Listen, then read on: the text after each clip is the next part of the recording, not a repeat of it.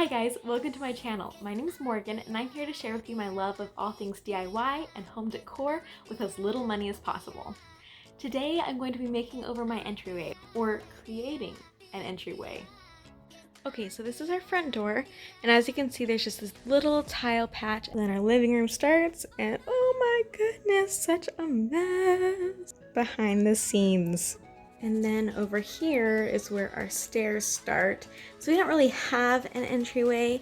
I mean, this wall could potentially be like an entryway, but when the door swings open, there's really not a whole lot of wall space to work with. And I don't want to have to deal with hitting something with our door every time we come into our house. So instead of over there, we are just going to use this blank wall and make this our entryway. So I've got a couple of thrift flips for you. I've got a really pretty arched mirror that we're gonna make over. I found this really cute Ottoman that I'm gonna use for some shoe storage. And I'm gonna be trying my hand at this viral TikTok shelf. So we'll see how that goes. Let's get to it. Guys, look what I found. Didn't I tell you that the DI has amazing stuff right now? Look at that. So the color is like a really pale yellow and it has these really pretty flowers on it. It's kind of got that old French vibe going on and it's super dirty. I need to clean it. It doesn't really match my aesthetic, so I am going to paint this. I'm so excited for this arch. I got this for $10. A mirror this size would go for way more anywhere else. So if you are at a thrift store and you see a cute mirror, get it. If you see like a cute mirror shape that doesn't quite match your aesthetic and like color, get it, because you can easily repaint it, DIY something, put something over it. I did check to make sure it didn't have any scratches before I bought it. That's something that you should look for. But then I caught Brooks with a plastic fork going around scratching up my mirrors that I just bought.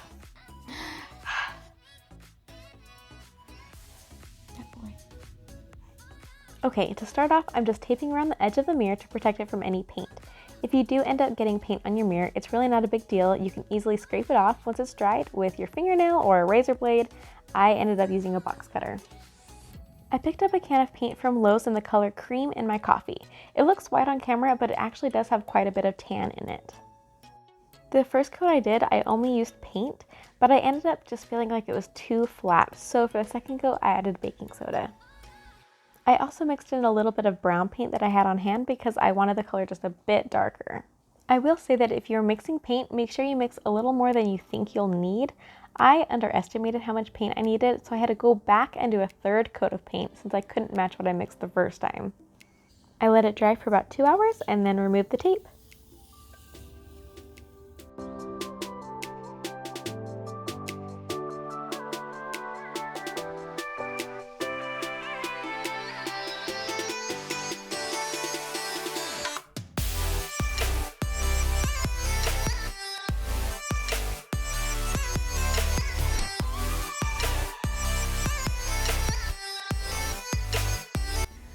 Guys, look at this cool Ottoman that we got. I'm thinking of using it as like an entryway bench, but if that doesn't end up working out, then I'll probably give it to my sister for her dorm room because that's pretty good. That's pretty great storage. I can't decide if I like the color. So you guys let me know if you like the color or not. Maybe I'll try and paint it. Reupholstering would be a pain in the butt. I thought that I'd give it just like a little bit of an upgrade and use my leftover contact paper and wrap it around the bottom to make it just a little bit lighter. And now it's dark. So we're gonna try that out. And I'm not sure if these will be able to like twist off.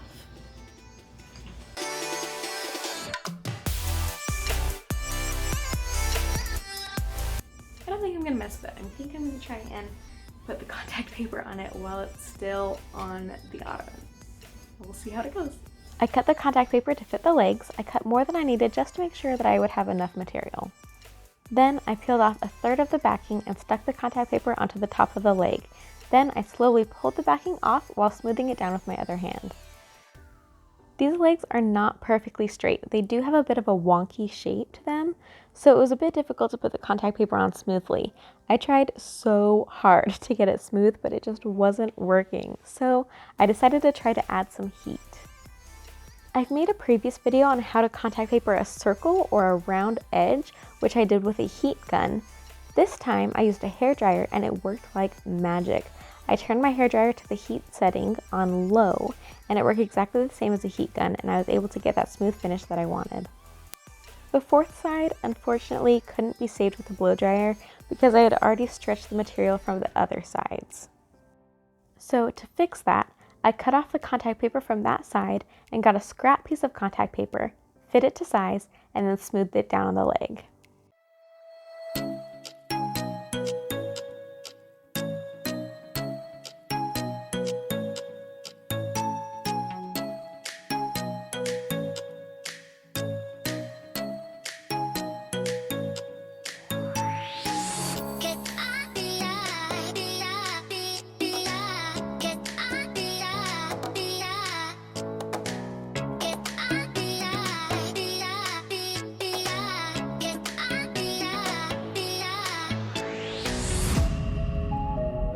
And then to finish off the bottom of the legs, I cut a slit on each of the four corners and then folded those down.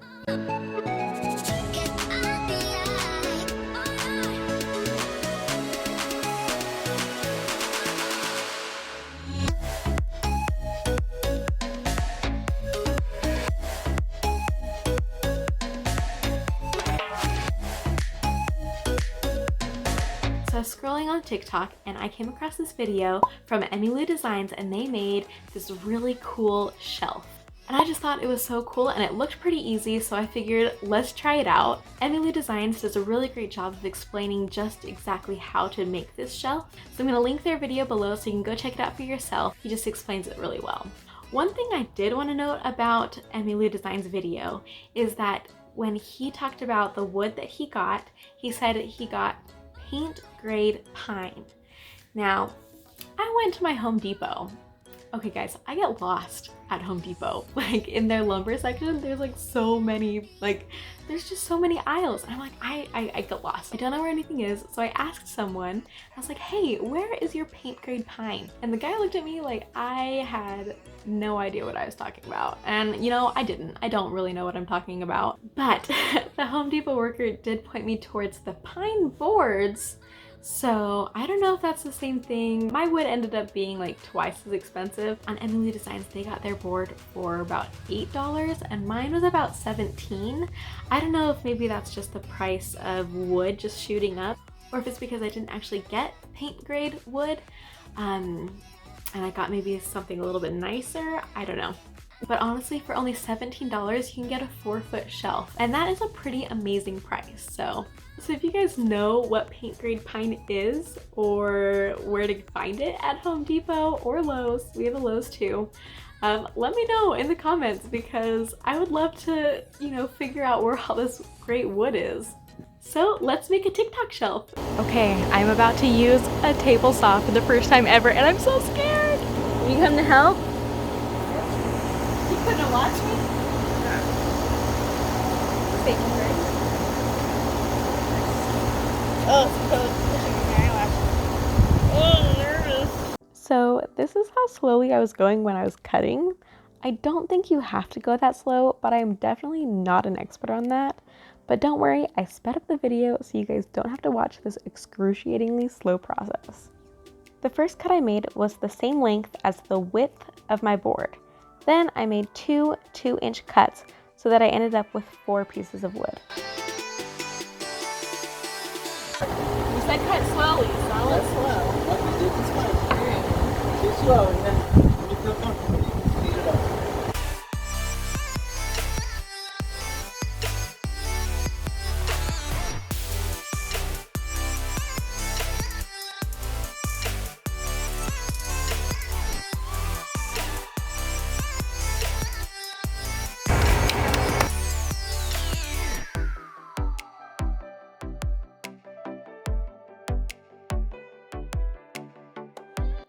Okay, so we have our 2-inch board, other 2-inch board, and our board that's the width of the shelf. And just gonna wipe it down. So when I was cutting, my board broke because it had this little knot in it. See?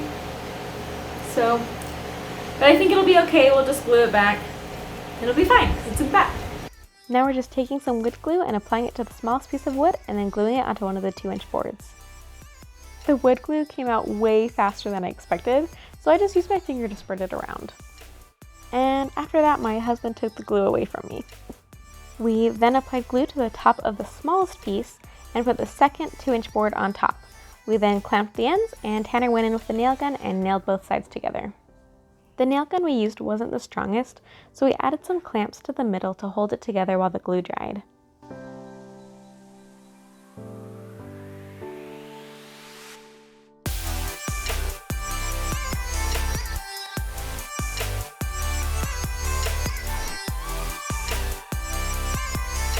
We then added some more wood glue to the back and left it overnight to dry.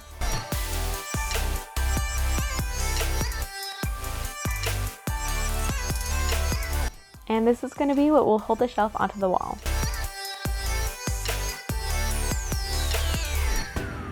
Once the shelf piece dried, we went back to the table saw to make it a bit more even, and this time my dad helped me cut. Then we changed the saw to a 15-degree angle and cut the front of the wood so the top was shorter than the bottom. When doing this, you want to place the top side down, and that way, when you're done cutting, you can flip it back over and the top will be shorter. I then went through with an electric sander and smoothed down everything, making sure to get all the sharp edges.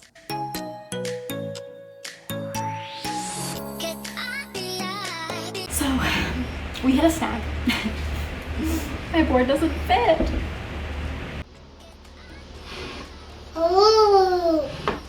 Okay, this is the finished little shelf holder. It was a lot harder than I thought it would be. Granted, I kind of made it harder on myself. What happened was that, so the shelf just like inserts right here. I ended up cutting this board a little bit too small. So it fit on one end, but the other end it was too small and so it wouldn't go in. And we figured that out after we had glued everything and nailed everything down. We tried so many different things to get this to work. It just was not working. And then I remembered I have this. It's a Mani Pro. So I used to be a nail technician. I use this little sanding tool to sand off people's like acrylic or gel nails. This little thing worked wonders. That ended up being what worked the best. And we just took this little thing and sanded it down on the inside. We finally got the inside big enough so that the wood would fit through. So now I'm adding wood glue to the nail holes on the top of my shelf holder. And I'm just squeezing out a tiny bit and smoothing it out with my finger. If you need to, you can go back and sand it once it's dried.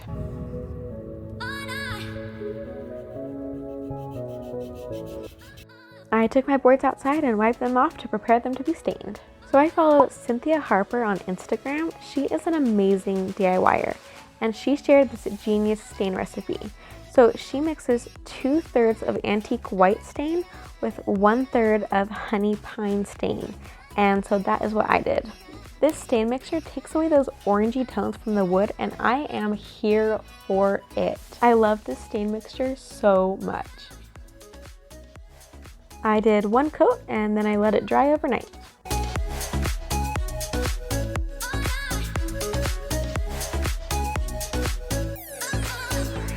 To hang our shelf, we first wanted to find the studs in our wall. A stud is one of the wood beams that supports the wall. This way, our shelf will be more secure. We used this stud finder, which lets out a long beep when it finds a stud. We then drilled 3 pilot holes into the shelf holder and the wall, and then screwed the shelf holder onto the wall. But I didn't actually get that part on film, so here's a cute baby instead. And then we inserted the shelf. Artwork courtesy of Brooks.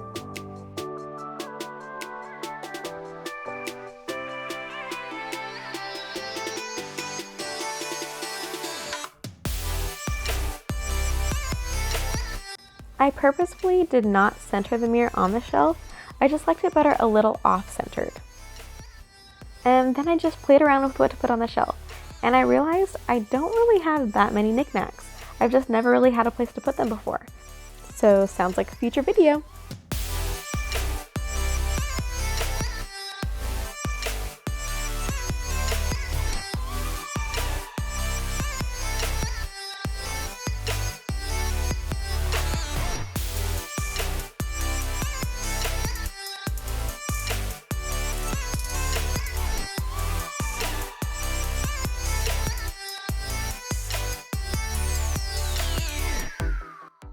I hope you guys enjoyed this video. Let me know which project was your favorite down below in the comments. If you did like this video, go ahead and hit that like button below, subscribe to my channel, and hit that bell notification so that you're notified the next time I come out with a video. I hope you all have a wonderful week, and I'll see you next time.